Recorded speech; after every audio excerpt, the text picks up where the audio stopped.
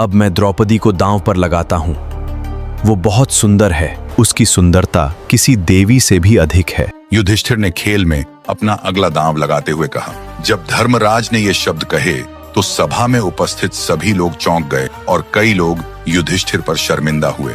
जब सभा में कानाफूसी हो रही थी तब भीष्म, द्रोण और कृपाचार्य ने एक शब्द भी नहीं कहा। हालांकि विदुर ने विरोध में खड़े होकर महाराज धृतराष्ट्र से खेल बंद करने का अनुरोध किया, लेकिन राजा बेटे की जीत से इतने खुश थे कि उन्होंने उनकी आपत्तियों पर कोई ध्यान नहीं दिया।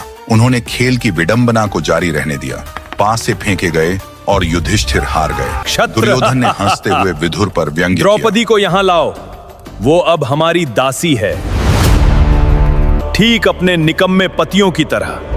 उसे अपना दास बनाना कितना अच्छा है। विदुर ने तुरंत उत्तर दिया, तुम्हारी गंदी चालों ने हमारे महान भारत परिवार को हमेशा ही लज्जित किया है। मेरी बात पर ध्यान दो, तुम्हारे अधर्म बढ़ते जा रहे हैं, विधाता इसे अनदेखा नहीं करेंगे। दुर्योधन अहंकार से, प्रतिकामिन, जाओ और द्रौपदी को इस सभा में बुला लाओ, ये हमारा आदेश है। सेवक तुरंत द्रौपदी के कक्ष में पहुंचा। महाराज ने आपको द्यूत सभा में बुलाया है, वे आपको दांव पर हार चुके हैं। द्रौपदी मासिक धर्म के समय एक ही वस्त्र में इस समाचार पर विश्वास नहीं कर पाई। क्या ये कैसे संभव है? क्या महाराज को गहने अथवा कोई अन्य वस्तु दांव पर लगाने को नहीं मिली? प्रतिकामिन ने महाराज युधिष्ठिर उत्तर दिया, जुए में मोहित थे और उनकी विवेक बुद्धि क्षीण हो गई थी। उन्होंने पहले ही इंद्रप्रस्थ, धन, महल और सबसे महत्वपूर्ण अपने सभी भाइयों समेत स्वयं को हार चुके हैं। अंततः उन्होंने महारानी को भी दांव पर लगा दिया है। अतः मैं आपसे विनती करता हूं कि कृपया मेरे साथ सभा में पधारें।